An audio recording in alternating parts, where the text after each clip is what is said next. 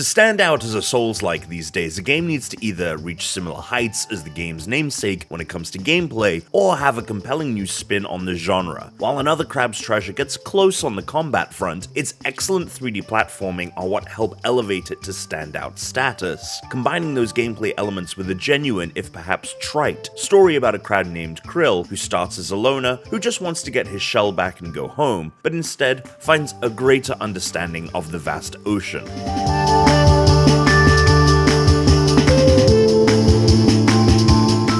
The game kicks off with Krill's shell being repossessed as taxes by a wealthy monarch, but this setup is mainly used as an excuse to send him on a treasure hunt across the ocean. Krill's story during Another Crab's Treasure is a particularly strong aspect of the game. While initially framed as a tale about Krill breaking out of his routine and finding renewed purpose, it eventually tackles the ocean's ongoing pollution problems, taking the narrative to a place that is bleak, yet also genuine. Where Krill finds himself by the end isn't one of those overdone happy endings, but instead a far more complicated place that feels true to some of the game's more dour themes. The game is broken up into large levels filled with both enemies and platforming challenges that you need to explore to find an objective. More often than not, this objective takes shape in the piece of a treasure map, though it can also be a far-off structure as well. The levels are well designed, with combat and platforming flowing together seamlessly. There are a few places where the brutality of Another Crab's Treasure does overdo it, such as during platforming sections overlooked by ranged enemies.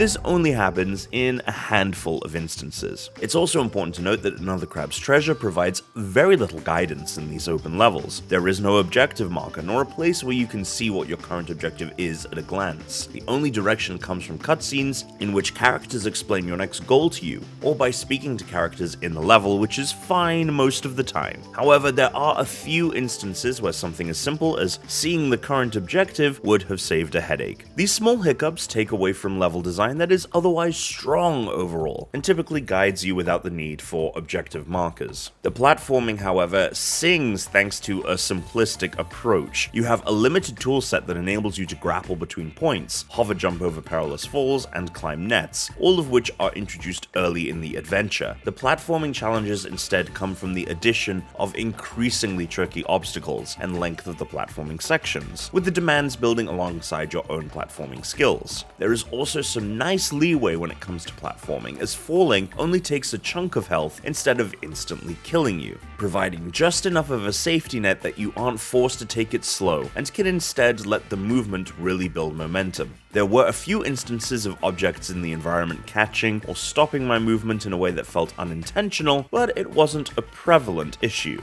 The combat should feel familiar for anyone who has played one of these hard 3D action games. It has mechanical mainstays such as dodges, blocks, and parries, but where Another Crab's Treasure distinguishes itself is through the use of shells. Since Krill has lost his shell, he can use miscellaneous objects found throughout the ocean as a replacement, so he's able to equip anything from soda cans to a shot glass and even party poppers. Each shell has its own defense value and other various stats like increased physical or skill damage, along with a special move that you can use in combat. These special moves can be a projectile attack like the fizz from a soda can, or a status effect like the caffeine from a coffee cup increasing Krill's speed. Crucially, these shells break frequently, forcing you to adapt with whatever shells are available nearby. Each shell has an armor meter of various sizes, which is chipped away at every time you block or take damage. Unless you unlock and execute the parry, your shell will always take damage during combat and break. This extra layer adds some depth to the combat, forcing you to always be on the lookout for a fresh shell when exploring levels, even if you really like a shell. It's only temporarily available to you, forcing you to adapt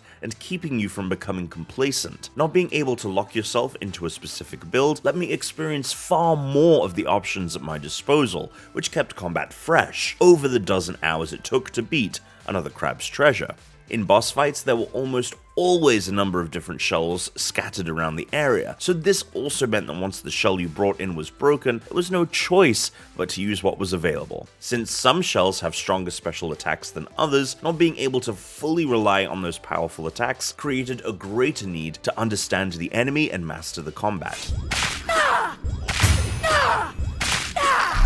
Another crab's treasure also falls short when fighting tougher enemies and bosses. While mistakes can be incredibly costly in games like this, here they are more often than not fatal. Missing a block can easily get you stuck in an enemy's attack string, and with tougher enemies you can almost never take more than 2 hits without dying. This resulted in many fights being lost because of one mistake, which is far more frustrating than simply being bested. The vast majority of my deaths came with most of my heals unused, simply because I lost all of my health without the opportunity to remedy the error. While generally the challenge in the game comes from there only being a little room for error, there are also plenty of tough fights that feel like there is no room for error in a way that is unfair or unbalanced. Another crab's treasure also has multiple instances of unnecessary friction when it comes to quality of life features. New skills can only be learned by fast traveling to a specific place, instead of just at any checkpoint, putting multiple loading screens between unlocking a new skill